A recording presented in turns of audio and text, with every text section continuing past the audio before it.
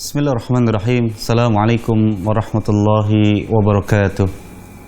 Alhamdulillah nahmaduhu wa nasta'inuhu wa nastaghfiruh wa na'udzu billahi min shururi anfusina wa sayyiati a'malina. Man yahdihillahu fala mudilla lahu wa man yudlil fala hadiyalah.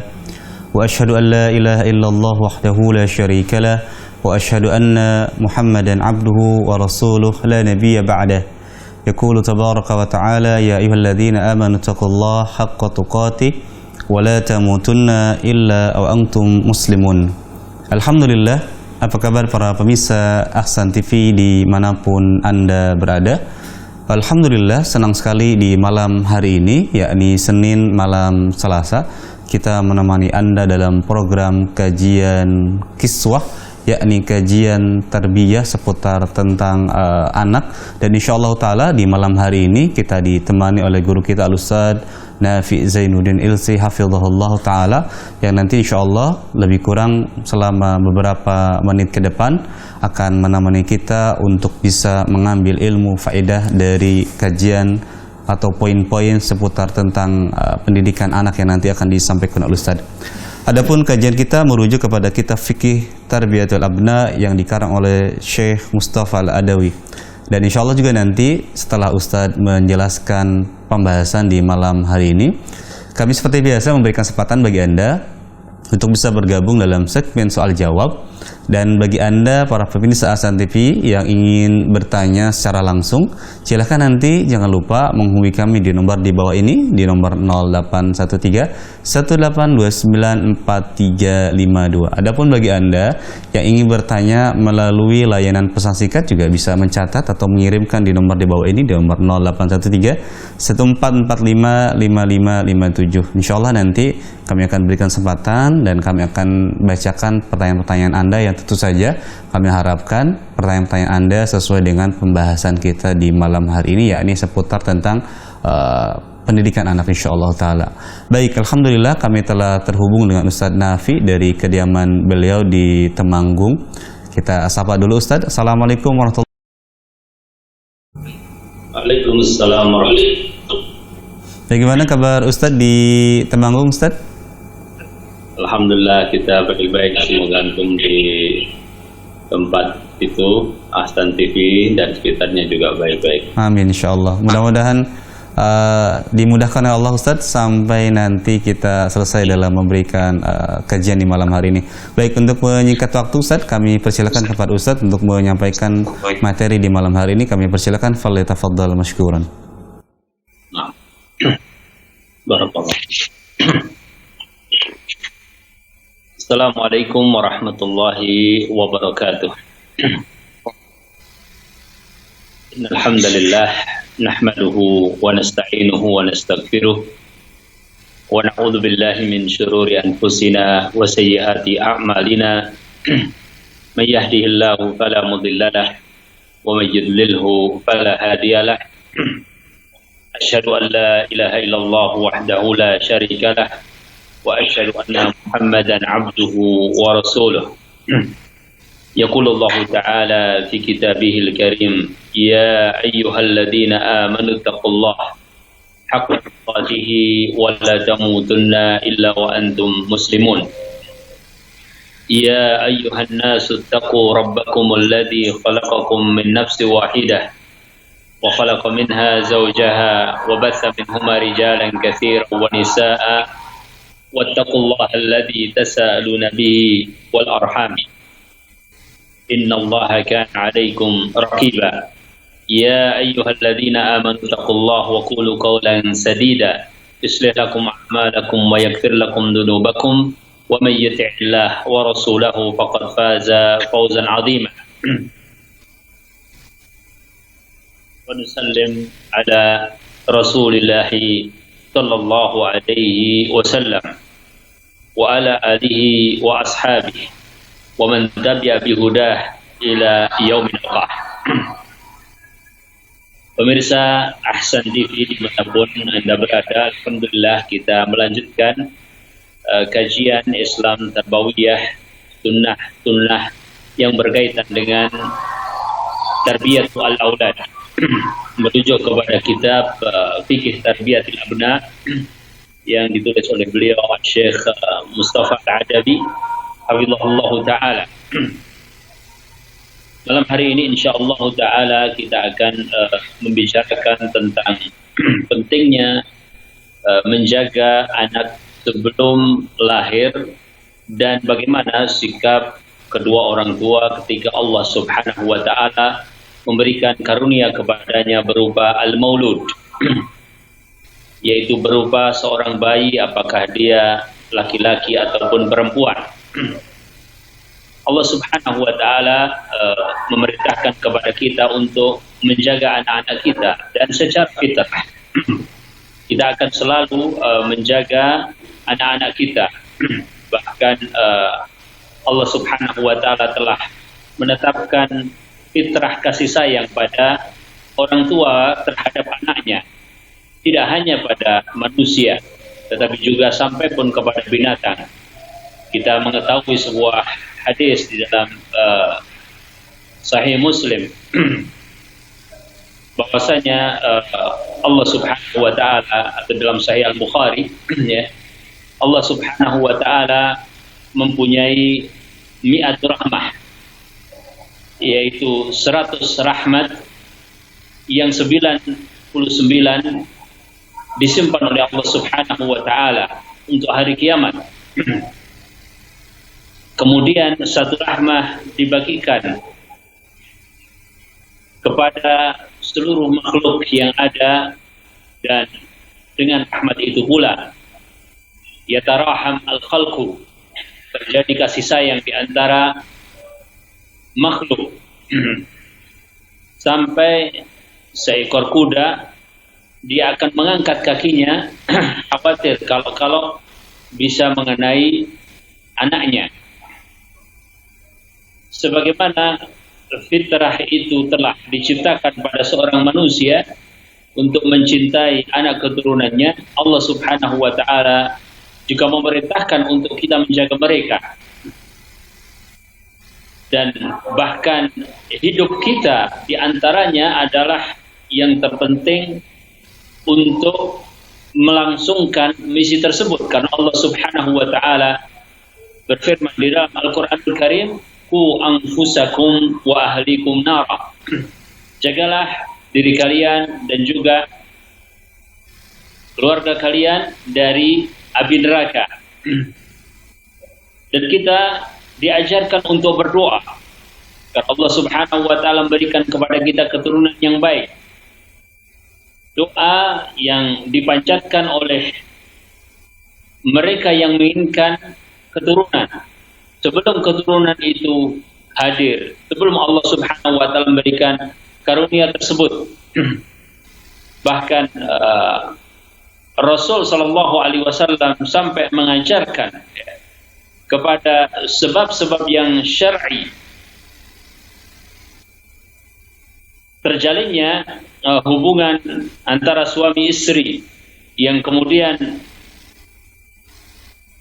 dibungkus dengan petunjuk syar'i adalah merupakan salah satu di antara maksud dalam penjagaan anak.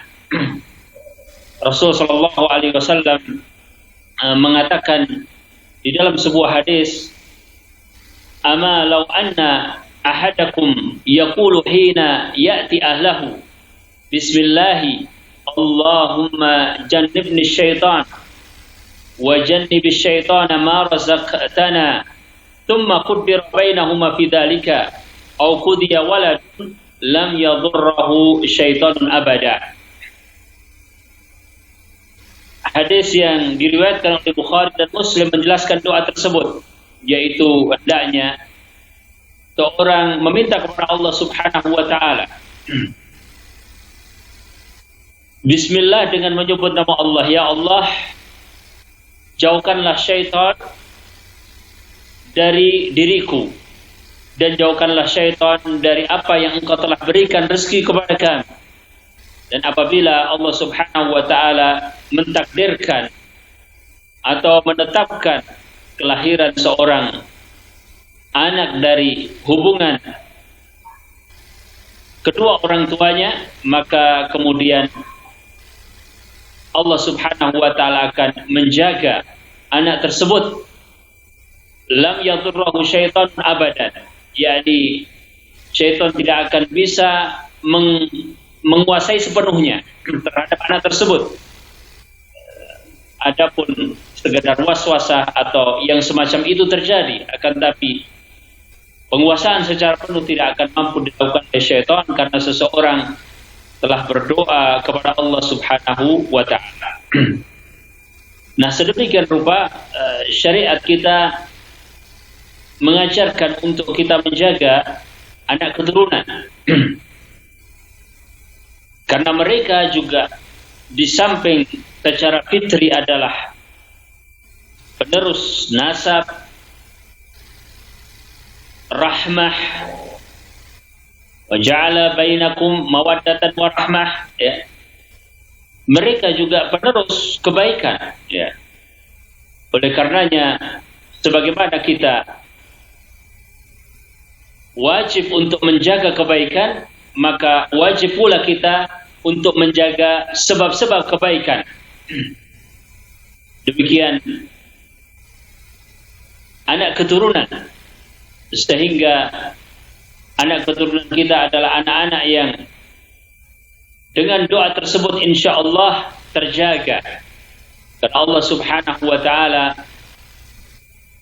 telah menjanjikan bahwa anak yang terlahir dengan cara-cara yang syar'i, dengan doa-doa yang syar'i akan mendapatkan penjagaan dari Allah Subhanahu wa taala. Pemirsa yang dirahmati Allah, al-maulud atau seorang bayi yang terlahir adalah karunia dari Allah Subhanahu wa taala. Dan itu adalah salah satu makna rahmah yang Allah Subhanahu wa taala sebutkan sebagai buah dari pasangan antara seorang suami dengan istri. Buah dari sebuah pernikahan. Rahmah, maka layaknya disambut dengan syukur kepada Allah Subhanahu wa taala. Karenanya Al-Hasan Al-Basri rahimahullahu taala diriwayatkan dari beliau mengucapkan kepada seorang yang dikaruniai al-maulud al-jadid, yaitu bayi yang baru terlahir,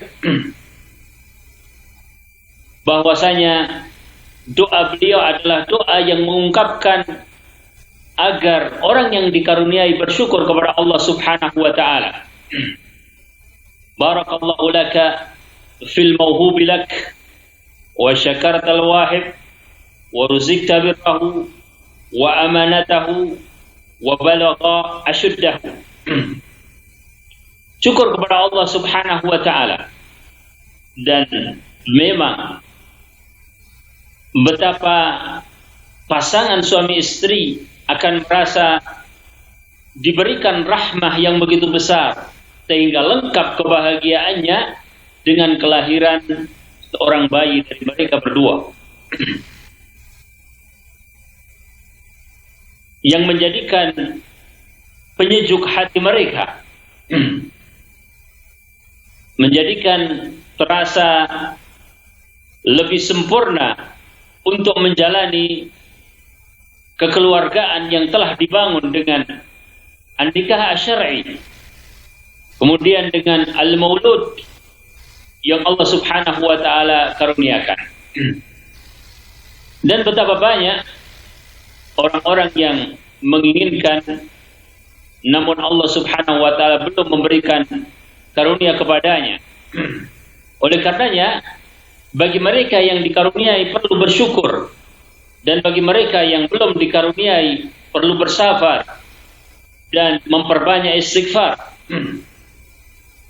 Sebagaimana Al-Hasan Al-Basri juga ditanya kepada seorang yang belum dikaruniai al-maulud, maka Al-Hasan Al-Basri memerintahkan kepadanya untuk memperbanyak istighfar kepada Allah Subhanahu wa taala.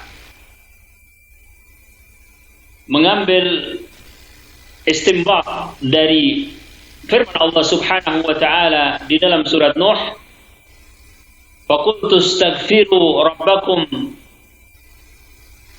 innahu kana ghaffara yursilis samaa 'alaikum midrar wa yumdidkum bi amwalin wa banina wa yaj'al lakum jannatin wa yaj'al lakum anhar.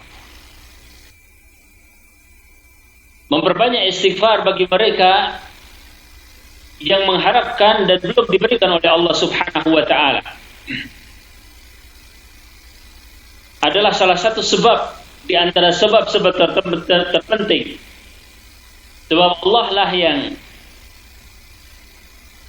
memberikan kepada hambanya yang dikehendaki, dan Allah Subhanahu wa taala akan memberikan kondisi yang terbaik selama seseorang mendekat kepada Allah Subhanahu wa taala dengan fi'l ta'at, dengan banyak melakukan ketaatan-ketaatan kepadanya. Allah taala berfirman di dalam surat Asy-Syura ayat 49 hingga 50, yahabu liman yasha'u inatha wa yahabu liman yasha'u ad-dhukura. Bahwa Allah Subhanahu wa taala memberikan bagi hambanya yang dikehendaki anak-anak perempuan, dan bagi hambanya yang dikehendaki anak-anak laki-laki. Al-inat wa dhukur diberikan oleh Allah Subhanahu wa taala kepada siapapun yang Allah Subhanahu wa taala kehendaki. Aw yuzawwijuhum dhukranan wa inathan wa yaj'alu man yasha'u aqima innahu alimun qadir. Atau mempertemukan berpasang-pasangan antara laki-laki dan perempuan, dan Allah Subhanahu wa taala menjadikan bagi hambanya yang dikehendaki dalam keadaan aqiman, yaitu tidak melahirkan. Innahu alimun qadir, karena Allah Subhanahu wa taala Maha mengetahui dan Allah Subhanahu wa taala Maha mampu. Barangkali yang baik adalah sebuah keluarga ternyata dikaruniai anak perempuan semuanya. Keluarga yang lain dikaruniai anak laki-laki semuanya. Ada yang dikaruniai hanya satu saja. Ada yang dikaruniai banyak. Dan ada pula yang bahkan tidak dikaruniai oleh Allah Subhanahu wa taala anak keturunan. Sedangkan kita tidak mengetahui manakah di antara kondisi-kondisi tersebut yang baik bagi kita. Maka selama masih mungkin terhadap yang dikaruniai, bersyukur terhadap yang belum bersabar, dan seandainya sampai pada usia-usia yang tidak mungkin atau bahkan sudah sangat tidak mungkin, ternyata juga belum dikaruniai dari dirinya atau melalui dirinya sendiri anak keturunan, maka hendaklah dia menerima ridha dan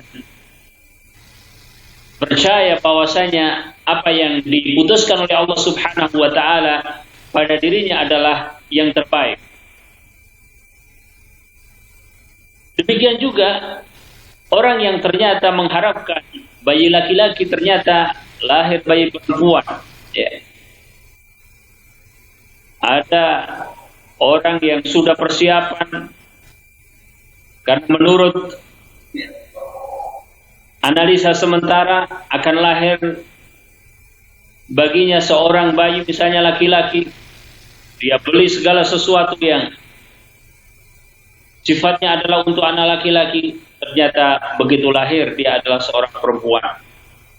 Dan sebaliknya, ya, Allah Subhanahu wa taala menjelaskan dalam surat An-Nisa ayat yang ke-11, aba'ukum wa abna'ukum la tadruna ayyuhum aqrabu lakum naf'a. Ya. Bapak-bapak kalian atau anak-anak kalian, kalian tidak mengetahui siapakah di antara mereka yang paling dekat memberikan manfaat kepada kalian. Kita tidak mengerti, ya. Bahkan seorang yang dikaruniai anak banyak, dia tidak tahu dari anak yang banyak itu siapakah yang paling memberikan manfaat. Tidak harus yang pertama, ya. Tidak harus yang laki-laki. Ternyata begitulah Allah Subhanahu wa ta'ala membagi di antara hamba-hambanya agar hamba-hambanya yakin bahwasanya Allah Subhanahu wa ta'ala alimun, maha mengetahui. Allah Subhanahu wa ta'ala qadirun, maha mampu, dan untuk itu dia akan tetap berada seorang hamba tersebut di dalam syukur atau sabar kepada Allah Subhanahu wa ta'ala. Sebaliknya, wal'iyadzubillah, ada orang yang mengharapkan bayi laki-laki, lahir bayi laki-laki ternyata menjadi sebab ketidakbaikannya atau keburukannya. Demikian juga dengan sebaliknya. Sebagaimana Allah Subhanahu wa ta'ala ceritakan tentang Nabi Allah Musa dan Nabi Khidir, ya. Kemudian dari cerita mereka berdua, di antaranya Nabi Khidir kemudian menewaskan seorang anak kecil, ya,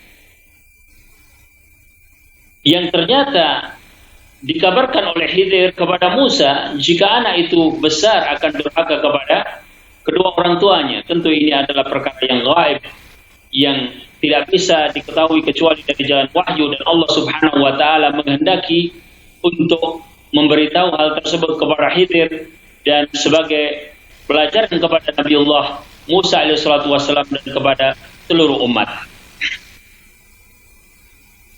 Terkadang atau secara umum, ya, khususnya bagi kaum laki-laki, ya, ingin mempunyai anak-anak yang laki-laki, meneruskan apa yang telah dilakukan oleh bapaknya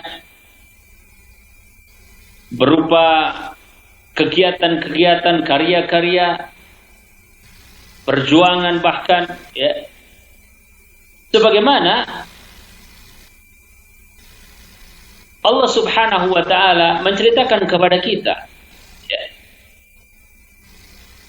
bahwa bapaknya Maryam menginginkan dilahirkan untuknya seorang lelaki yang akan meneruskan dakwahnya.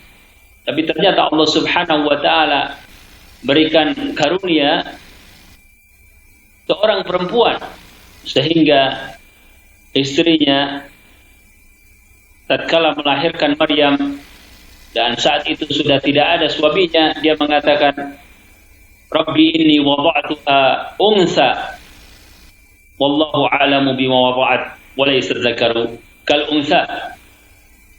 Wahai Rabbku, aku melahirkan seorang perempuan,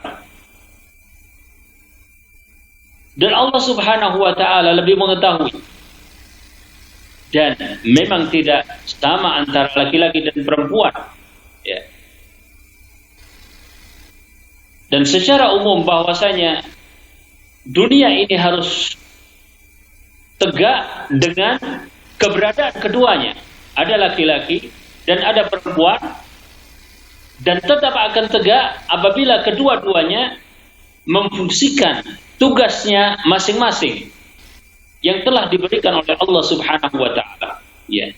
Tidak membolak-balik sehingga terjadi bencana akibat mereka tidak mensyukuri ciptaan Allah Subhanahu wa ta'ala dan melawan dari fitrah yang Allah Subhanahu wa ta'ala telah jadikan kepada hamba-hambanya. Nah, pemirsa yang dirahmati Allah, kita dapatkan ternyata bahkan mereka yang dikaruniai anak-anak wanita kemudian memberikan manfaat sangat besar, dan tidak jauh dari apa yang kita sampaikan. Selain Maryam ada Fatimah dan ada Khadijah ada Aisyah, ada sahabiyat, para sahabat-sahabat wanita yang kisah mereka sangat menginspirasi generasi-generasi yang datang setelah mereka, ya. Dan para sahabat, baik laki-laki ataupun perempuan, semuanya memiliki kisah-kisah yang inspiratif yang membuat manusia seharusnya banyak bersyukur kepada Allah Subhanahu wa taala dengan keadaan apapun yang terjadi pada dirinya. Karena pada hakikatnya kita semuanya adalah milik Allah, kita diberikan oleh Allah Subhanahu wa taala dan akan kembali kepada Allah selama Allah Subhanahu wa taala masih memberikan kesempatan kepada kita di dunia ini. Maka apapun yang ada pada kita sesungguhnya harus kita gunakan dengan sebaik-baiknya, dan itulah insya Allah merupakan jalan yang akan mendekatkan seseorang ke dalam surga. Bukankah kita pernah mendengar cerita dari Aisyah radhiyallahu taala anha tentang seorang wanita yang menjadikan Rasul sallallahu alaihi wasallam mengatakan, "Man ubtuliya minal banati bi syai'in fa asana ilaihinna kunna lahu sitran minan nar." Ya. Barang siapa yang diberikan ujian oleh Allah Subhanahu wa taala atau amanah berupa anak-anak perempuan, kemudian ia membaikkan pendidikan untuk mereka, maka mereka itu akan menjadi sitran minan nar, yaitu penghalang dari api neraka. Dan itulah tujuan tadi yang kita sampaikan, ku anfusakum wa ahlikum nara. Pemirsa yang dirahmati Allah, nikmat Allah Subhanahu wa taala berupa anak keturunan laki-laki dan perempuan harus kita jaga dengan sebaik-baiknya. Dan di antara sebuah upaya untuk menjaga mereka adalah dengan bersyukur kepada Allah dan meminta kepada Allah Subhanahu wa taala dengan doa-doa yang tulus, sebagaimana kita sampaikan pada pertemuan yang telah lalu. Ada satu riwayat yang panjang, ya, dan sebagai ibrah buat kita kaum muslimin, ya, yaitu riwayat di dalam hadis Bukhari dan Muslim tentang 3 orang yang bisa berbicara sementara mereka masih berada di dalam timangan, yaitu 3 bayi yang berbicara, sebagaimana dalam riwayat Bukhari dan Muslim. An Abi Hurairah radhiyallahu taala anhu annahu sami'a Rasulullah sallallahu alaihi wasallam yaqul lam yatakallam fil mahdi illa 3. Abu Hurairah menceritakan bahwasanya beliau mendengar dari Rasul sallallahu alaihi wasallam tidak berbicara seseorang yang masih berada di dalam timangan, yaitu bayi dalam gendongan, ya, illa 3, kecuali 3 orang, yaitu Juraij, yang pertama adalah Isa, kemudian yang kedua adalah Juraij al-Abid, dan yang ketiga adalah satu di antara bayi yang ada di kalangan Bani Israel. Kita mengetahui cerita Nabi Isa, mengetahui cerita Juraij al-Abid. Demikian juga dengan yang ketiga. Kali ini kita akan baca, yaitu bayi yang ketiga, ya, setelah Nabi Isa alaihissalatu wassalam, kemudian Juraij al-Abid, maka Rasulullah sallallahu alaihi wasallam menceritakan tentang bayi yang ketiga, ya, beliau mengatakan, wa baina sabiyyun yarba'u min ummihi famarra rajulun raqibun ala dabatin barihatin wa syarah hasanah faqalat ummuhu Allahumma ja'al ibni mithla hadha fataraka thadiya wa aqbala ilayhi fanadhara ilayhi faqala Allahumma la taj'alni mithlahu thumma aqbala ala tatihi faja'ala yartadi'.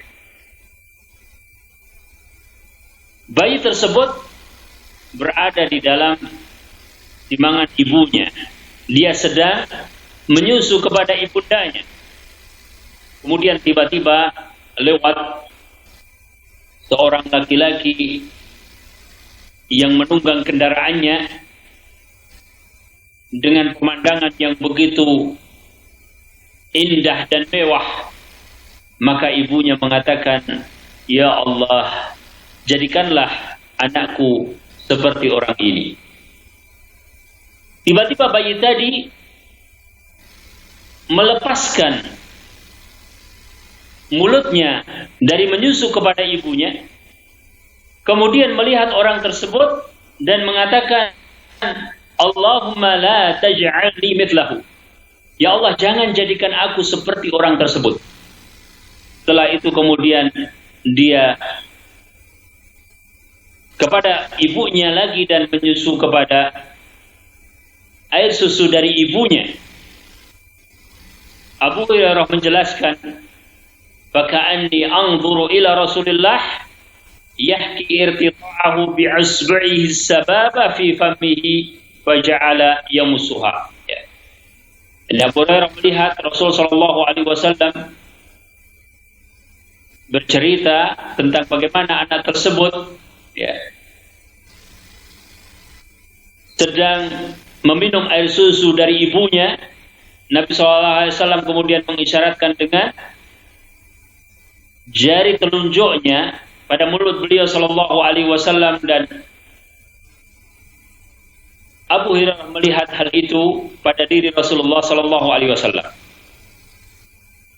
Kemudian cerita berikutnya pada bayi tersebut, wa marru bi jariyatin wa hum yadribunaha wa yaquluna zanaiti saraqti wa hiya taqulu hasbiyallahu wa ni'mal wakil.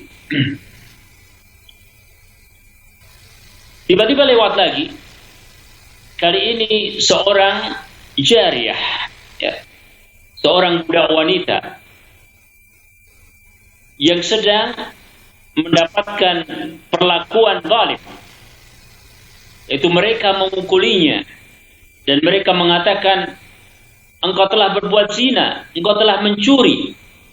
Sedangkan budak wanita tadi, jariyah tadi, mengatakan, hasbiyallah wa ni'mal wakil. Cukuplah bagi Allah Subhanahu wa taala, dan Allah Subhanahu wa taala adalah sebaik-baik tempat berlindung. Jariyah tersebut sabar terhadap siksaan yang sedang menerpanya. Namun di dalam sebab yang dikatakan oleh mereka bahwasanya wanita ini dikatakan zanaiti wa sarakti, itu telah melakukan perbuatan fahisyah, zina, dan juga sariqah, pencurian, sehingga ibu anak kecil tadi mengatakan, Allahumma la taj'al ibni mithlaha. Ya Allah, jangan jadikan anakku seperti wanita tersebut. Tiba-tiba fataraka ar-radha' wa nadhara ilaiha faqala Allahumma ij'alni mithlaha. Anaknya tadi meninggalkan, sedang menyusu ibunya, kemudian dia lepas. Kemudian melihat kepada wanita tadi dan mengatakan, ya Allah, jadikanlah aku seperti dirinya. Fahunaka taraja'a hadis. Maka kemudian di situ dia mencabut atau tidak jadi dengan ucapan-ucapan yang sebelumnya.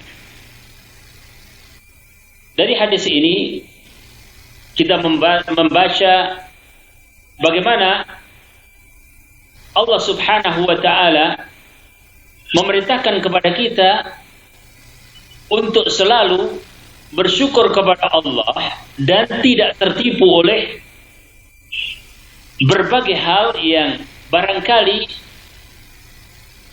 di balik apa yang kita lihat banyak hikmah. Ya. Kadang orang tidak mengerti.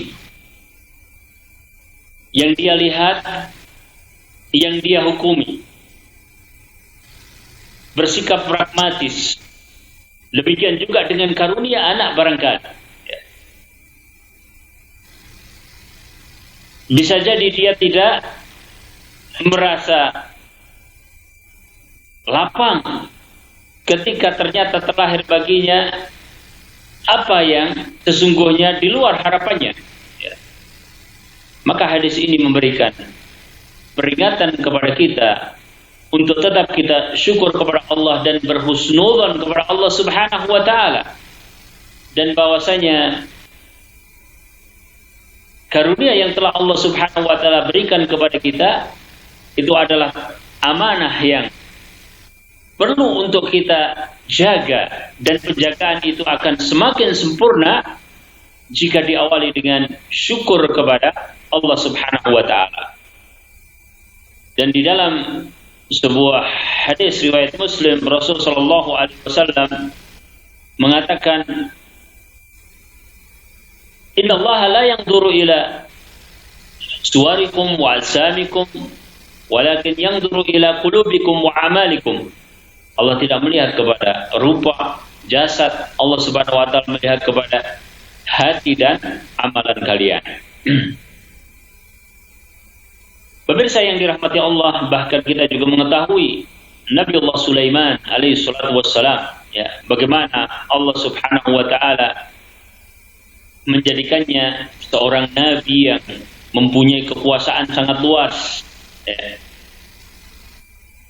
Bahkan Allah Subhanahu wa ta'ala mentaskhir golongan jin kepada Nabi kita, Nabi Allah Sulaiman alaihi salatu wassalam.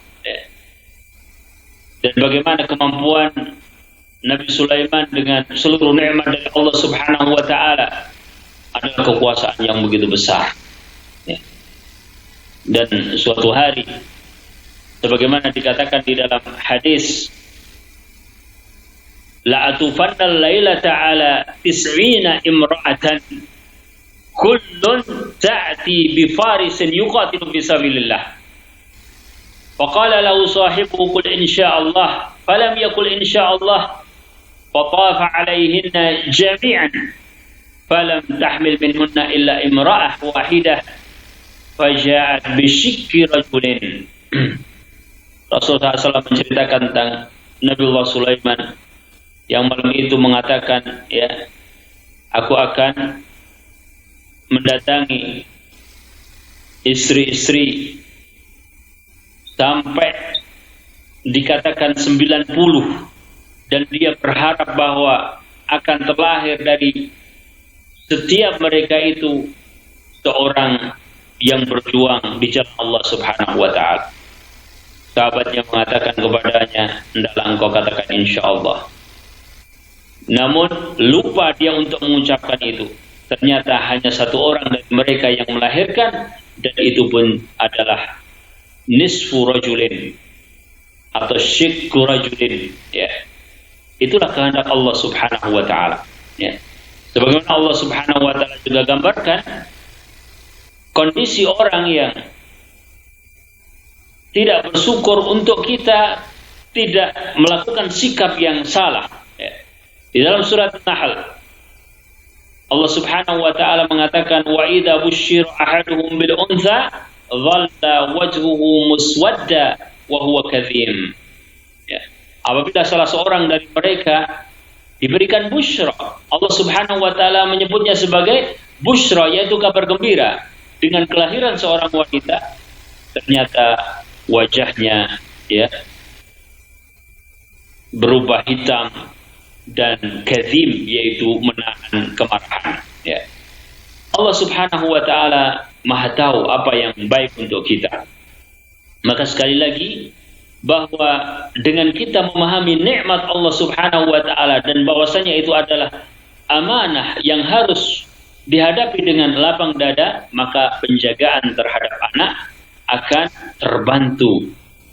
Penjagaan terhadap anak akan semakin mendapatkan jalannya. Namun apabila seseorang sudah tidak bersyukur, seorang justru dalam keadaan kadzib, dalam keadaan marah, dalam keadaan merasa sumpah, maka bagaimana dia akan menjaga anak-anaknya ya. Oleh karenanya harus dimulai dengan cinta, harus dimulai dengan rasa syukur kepada Allah Subhanahu wa taala. Bahkan seseorang tidak boleh ya membenci seorang anak karena misalnya selain bukan faktor jenis kelaminnya, mungkin karena faktor fisiknya, karena wajahnya ya, karena mungkin kurang menurut dirinya dalam masalah ketampanan atau kecantikan ya. Ini adalah sesuatu yang harus dijauhi. Dia harus berusaha untuk menghilangkan rasa seperti itu. Allah Subhanahu wa taala berfirman, wala amatun mu'minatun khairum min musyrikatin walau a'jabatkum ya. Bahwasanya seorang amah, budak wanita yang beriman itu lebih baik daripada seorang musyrikah, walaupun musyrikah tadi a'jabatkum. Artinya Allah Subhanahu wa taala tidak melihat luar, tidak melihat ajsam. Allah Subhanahu wa taala melihat apa yang ada di dalam hati seorang insan ya. Mungkin dengan memahami bahwasanya dirinya itu sedang diuji, dia segera akan bisa membalikkan dari perasaan tidak enak kepada perasaan ridha terhadap Allah Subhanahu wa taala. Bahkan Rasulullah sallallahu alaihi wasallam juga mempunyai salah seorang sahabat yang wajahnya yakni damim ya. Damim itu artinya tidak enak untuk dilihat, bahkan hitam ya. Rasul sallallahu alaihi wasallam pun pernah mencandainya, tapi Rasul sallallahu alaihi wasallam ya mencandainya untuk memberikan keakraban ya. Seorang sahabat ya dikunjungi oleh Rasulullah sallallahu alaihi wasallam, dia didekap oleh Rasulullah sallallahu alaihi wasallam. Diceritakan di dalam sebuah riwayat Rasul sallallahu alaihi wasallam mendatanginya dan Rasul sallallahu alaihi wasallam mendekap dari belakang ya. Kemudian Rasulullah SAW mengatakan, siapa yang mau membeli ya orang ini dengan sekian dinar ya, atau seharga seberapa ya, saya lupa persisnya, ada di dalam kitab Asy-Syama'il ya. Kemudian dia mengatakan, setelah tahu bahwa itu adalah Rasulullah SAW, dia mengatakan, wahai Rasul, kalau begitu orang itu akan rugi ya. Kemudian Rasul sallallahu alaihi wasallam mengatakan, walakinnaka 'indallahi ghalin, akan tapi engkau di sisi Allah Subhanahu wa taala adalah seorang yang sangat berharga. Nah, pemirsa yang dirahmati Allah Subhanahu wa taala, oleh karenanya selain kita berupaya untuk lapang syukur ya, penjagaan yang setelah itu adalah kita meminta kepada Allah yang telah memberikan kepada kita, yaitu kita berdoa kepada Allah Subhanahu wa taala sebagaimana Allah Subhanahu wa taala ceritakan kepada kita tentang Ummu Maryam ya, yang berkata, wa inni sammaituha Maryama wa inni u'iduha bika wa dzurriyyataha minasyaitonir rajim. Dan aku berikan kepadanya nama Maryam, dan aku memintakan perlindungan kepadamu untuknya dan juga keturunannya minasyaitonir rajim, dari syaitan yang terkutuk sebagaimana Allah sebutkan dalam surat Ali Imran ayat 36. Pemirsa, itulah yang bisa disampaikan pada malam hari ini. Semoga Allah Subhanahu wa taala berikan kepada kita faedah ilmiah dari ayat Quran, hadis Nabi sallallahu alaihi wasallam yang kita baca pada malam hari ini, dan memberikan taufik untuk kita bisa mengamalkan baik dalam hati kita ataupun di dalam sikap wujud kita, sehingga Allah jadikan kita termasuk orang-orang yang syukur dan sabar. Wallahu ta'ala alam. Baik Ustaz, jazakallahu khairan atas penyampaian yang telah disampaikan oleh Ustaz di malam hari ini. Baik, tibalah saatnya kami berikan kesempatan bagi Anda para pemirsa Ahsan TV dimanapun Anda berada untuk bisa bergabung dalam segmen soal jawab. Kami berikan kesempatan bagi Anda untuk bisa bergabung dan bertanya langsung kepada Ustaz di nomor 0813-1829-4352. Adapun bagi Anda yang ingin bertanya melalui layanan pesan singkat, silakan juga bisa mengirimkan pertanyaan di nomor 0813-1445-5557. Insya Allah nanti kami akan berikan kesempatan setelah kita jeda berikut ini, insya Allah.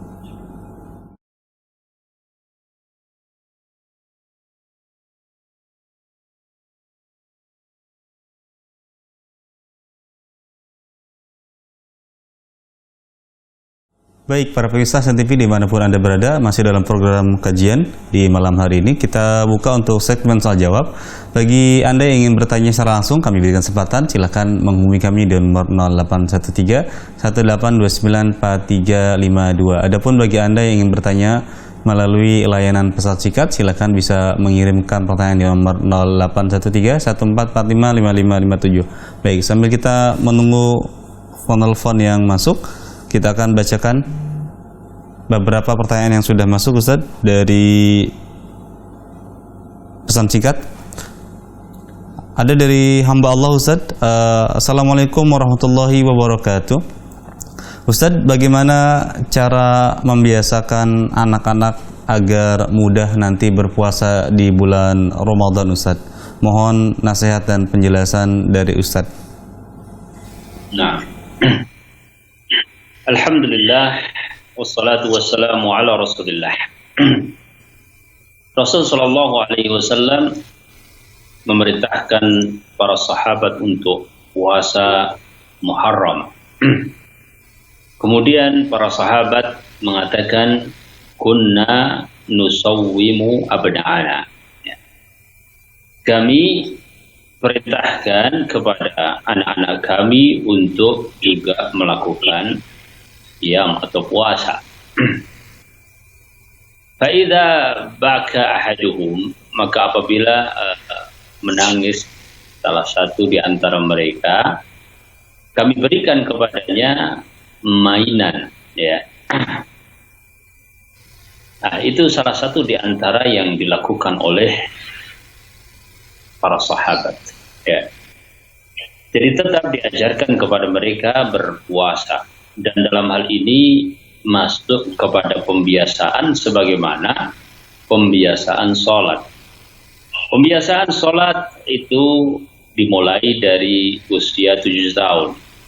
Demikian juga dengan puasa, ya, insya Allah anak-anak sudah mampu, tetapi karena belum sebagai mukallaf, ya, maka kita harus melihat, ya, kondisinya, kesehatannya.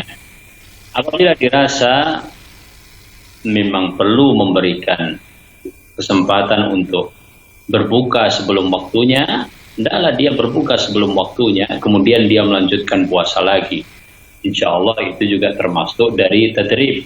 Karena pada dasarnya dia belum terkena kewajiban, jadi tidak masalah kita melakukan beberapa upaya agar dia terbiasa ikut berpuasa bersama keluarga.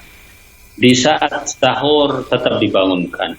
Seandainya sahur dia ikut bangun, kemudian makan, kemudian dia tidur lagi, kemudian nanti bangun, pengen makan kembali, ya diatur sesuai dengan kondisi anaknya. Nah, yang jelas kita tahu bahwasanya kita sedang mendidik. Semakin dia kuat menahan dan tidak berpengaruh kepada kesehatannya itulah yang kita maukan. Dan insya Allah anak-anak juga suka misalnya berbuka bersama dan seterusnya bersama keluarga, ya dia sangat senang ya saat-saat yang dia selalu tunggu, dan saat itu dia akan merasa bertambah senang kalau memang ada waktu dia benar-benar menahan, ya ada puasanya, sehingga saat berbuka itu luar biasa bagi dirinya.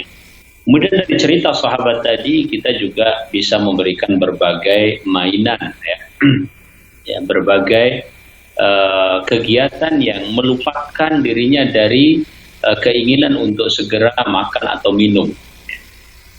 Ini dalam hal ini juga dia bisa melakukan berbagai cara yang menurut dia cocok dengan dirinya, ya. Berbagai sebagaimana kita diperintahkan untuk melakukan sesuatu, maka wasail, ya, perantara-perantara untuk sampai kepada sesuatu tersebut termasuk yang diperintahkan kepada kita. Jadi upayakan untuk juga melakukan hal-hal tersebut, ya. Dan apabila misalnya terjadi sakit atau sesuatu yang kira-kira mengharuskan kita memerintahkan untuk tidak berpuasa dulu, ya tidak masalah, karena memang pada asalnya dia masih dalam rangka dibiasakan untuk melakukan ibadah tersebut. Allah Ta'ala alam. Baik, Ustaz, jazakallahu khairan atas jawabannya. Ada pertanyaan yang semisal dengan itu, Ustaz, dan tambahan dari pelengkap dari pertanyaan sebelumnya. Bolehkah seorang tua, Ustaz, dalam rangka memotivasi anaknya untuk berpuasa di bulan Ramadan, dia memberikan atau mengiming-imingi hadiah, Ustaz, agar si anak tersebut bisa mampu berpuasa di bulan Ramadan, Ustaz? Nah, ya tahfiz, hak, ya fahza, ya, atau pemberian semangat atau hadiah dalam masalah perkara-perkara ibadah hanya untuk membiasakan, insya Allah tidak masalah. Sebagaimana adanya perlombaan, ya, misalnya musabaqah tilawatul Quran dan sebagainya, itu adalah hal-hal yang semakna. Namun demikian perlu kita biasakan juga bahwa anak-anak apabila mencapai prestasi tertentu jangan didahulukan masalah materi yang merupakan hadiah yang dijanjikan. Tetapi biasakanlah untuk mengucapkan alhamdulillah nak sudah bisa puasa, ya. Jadi kita mulai dengan syukur kepada Allah Subhanahu wa Ta'ala. Nantinya dia akan terbiasa bahwa berbagai macam ibadah itu apabila bisa dia lakukan, orientasinya adalah selalu mengucapkan syukur kepada Allah Subhanahu wa Ta'ala, dan itulah ini hadiah dari Allah Subhanahu wa Ta'ala untuk kita, sehingga insya Allah anak itu terdidik dengan ucapan-ucapan yang terngiang di dalam alam pikirannya, dan biidnillahi ta'ala nantinya akan masuk ke dalam hatinya. Wallahu ta'ala alam. Baik, Ustaz, jazakallahu khairan atas jawaban dari Ustaz dari pertanyaan tadi dari hamba Allah di Bekasi. Berikutnya kami berikan kesempatan bagi Anda para pemirsa Hasan TV yang ingin bertanya secara langsung, silahkan menghubungi kami di nomor 0813-1829-4352. Sekali lagi, bagi pemirsa Hasan TV yang ingin bertanya secara langsung, silahkan bisa menghubungi kami di nomor 0813-1829-4352. Baik, kita bacakan pertanyaan berikutnya, Ustaz, dari Abdullah di Bekasi. Ada telepon yang masuk? Belum. Baik, kita bacakan dari Abdullah di Bekasi. Assalamualaikum warahmatullahi wabarakatuh. Ustaz, bagaimana cara memisahkan tidur anak laki-laki dengan anak perempuan, sementara rumah kita hanya terbatas kamarnya, Ustaz? Bagaimana cara mempraktekkan agar kita bisa mengamalkan sunnah memisahkan tempat tidur laki-laki dan perempuan, Ustaz? Mohon nasihat dari Ustaz. Jazakumullahu khairan. Ya. Alhamdulillah wassalatu wassalamu ala Rasulillah, sebagaimana diperintahkan oleh Rasulullah sallallahu alaihi wasallam, wa farriquhum fil madaji wa hum abna'u asra sinin, ya. Dan pisahkanlah mereka di saat mereka sudah berusia 10 tahun, ya. Pemisahan ini adalah untuk menjaga fitrah dan selanjutnya menjaga hukum-hukum syar'i. Oleh karenanya ya dimulai dari sejak dini, termasuk misalnya memakai baju, ya, termasuk di kamar mandi, ya, termasuk ketika misalnya ikut ke masjid, ya, dan seterusnya. Ala kulli hal bahwa pada usia tamyiz sudah harus mulai diajarkan tentang perbedaan antara laki-laki dan perempuan, ya, dalam berbagai hal. Masuk di dalamnya adalah apa yang jelas dikatakan oleh Rasulullah SAW. Adapun keterbatasan tempat, ya, di rumah misalnya, maka semoga Allah Subhanahu wa taala memberikan kemudahan, ya, selama kita berusaha biidznillah, ya, untuk melakukan hukum tersebut. Insya Allah Allah Subhanahu wa taala buka, ya, agar dikaruniakan tempat yang lebih luas, ya, tempat tidur yang lebih memungkinkan untuk dipisahkan antara laki-laki dan perempuan, dan ketika dalam kondisi masih benar-benar susah, tentu saja hukum-hukum darurat itu selalu ada dalam kondisi-kondisi tertentu, tetapi kita juga tetap bisa mengupayakan sebisa mungkin mala yutraku kulluhu la yutraku kulluhu. Apa yang tidak bisa dikerjakan seluruhnya maka tidak ditinggalkan seluruhnya. Ya, kita ambil contoh misalnya itu ada 2 kamar, maka kadang-kadang bapaknya bersama anak laki-laki, ibunya bersama anak perempuan, ya, untuk memberikan pendidikan kepada mereka, ya.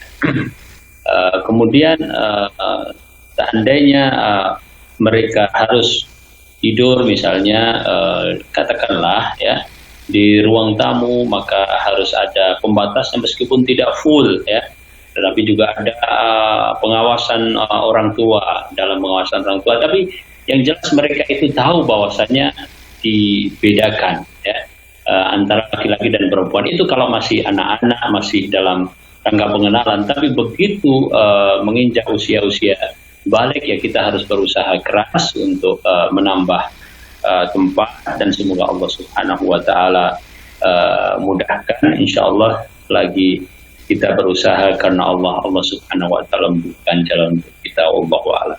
Baik, jazakallahu khairan atas jawaban dari Ustadz dari pertanyaan dari Abdullah tadi di Bekasi. Kita bacakan pertanyaan berikutnya, Ustadz, dari pemirsa Hasan TV di Sumatera Selatan. Assalamualaikum warahmatullahi wabarakatuh. Ustadz, mohon dijelaskan, sebagai seorang kakak, bagaimana cara agar bisa mendidik seorang adik dengan benar supaya bisa menjadi anak yang soleh, Ustadz? Mohon penjelasan dari Ustadz. Jazakumullahu khairan. Nah, alhamdulillah, wassalatu wassalamu ala rasulillah. Ya, tentu secara umum bahwa keteladanan itu paling penting di dalam segala hal. Ya, bahwa apa yang dilihat oleh adik itu insya Allah akan dia lakukan, ya. Maka berbagai macam cara bisa dilakukan oleh seorang kakak, ya. Tetapi yang paling penting adalah keteladanan, ya. Keteladanan itulah yang pengaruhnya akan sangat kuat, karena mungkin tidak begitu jelas buat kita kakaknya usia berapa, adiknya usia berapa, gitu, ya. Ya, tapi selama bahwa kakak memberikan contoh dan keteladanan yang baik, insya Allah adiknya juga akan ikut baik, ya.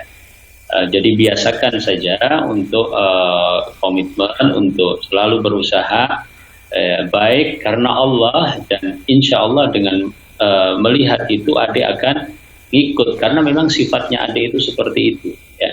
Kecuali kalau yang sudah besar, ya, kalau yang sudah besar. Tapi selama masih dalam usia anak-anak, adik itu kebanyakannya akan mengikuti kakaknya, mengikuti abangnya, ya, mengikuti apa yang dia lihat, ya. Jadi yang paling penting adalah faktor keteladanan. Tentu banyak cara yang lain, Tapi insya Allah yang saya lihat penting di sini adalah faktor tersebut. Allahu taala. Baik, Ustaz, jazakallahu khairan atas jawaban dari penanya tadi di Sumatera Selatan. Mudah-mudahan apa yang disampaikan bisa dipahami. Baik, kami berikan kesempatan kembali bagi pemirsa Hasan TV yang ingin bergabung dan bertanya secara langsung. Silahkan bisa menghubungi kami di nomor 0813-1829-4352. Baik, kita bacakan berikutnya, Ustaz. Pertanyaan dari Bekasi. Assalamualaikum warahmatullahi wabarakatuh. Ustadz, mohon nasihat dari Ustadz dengan maraknya alat gadget Ustadz ini semakin memudahkan bagi anak-anak untuk bisa bermain game. Mohon nasihat dari Ustadz, bagaimana anak-anak kita agar bisa terhindar dari dampak buruk dari game online Ustadz yang biasa dipegang dari handphonenya. Mohon nasihat dari Ustadz tentang perkara ini. Jazakumullahu khairan, Ustadz. Nah, alhamdulillah wassalatu wassalamu ala rasulillah. Permasalahan gadget itu bisa dikatakan dewasa ini adalah menjadi permasalahan yang sangat umum, ya. Dan kita pun juga susah untuk menghindari diri dari gadget, karena kaidah yang pertama sesungguhnya adalah masalah keteladanan tadi. Kita jangan banyak memperlihatkan bermain HP atau menggunakan HP bila tidak ingin anak-anak kita melakukannya. Tapi saya rasa itu adalah sesuatu yang susah, ya. Demikian juga dengan saya pribadi misalnya, ya, dengan berbagai alasan, ya, tetap saja terlihat dari anak-anak bahwa kita menggunakan HP, ya. Selama mereka melihat kita, maka mereka pun dengan seluruh penasarannya akan juga menuntut yang sama. Apalagi sekarang terfasilitasi untuk anak-anak kita yang ada di bangku sekolah harus menggunakan HP. Dan oleh karenanya kemudian main game dan seterusnya. Namun yang kedua, ya, yang paling penting adalah memang dalam segala hal itu kita mempunyai aturan. Jadi biasakan anak itu paham bahwa dimanapun dan kapanpun itu ada aturannya, ya.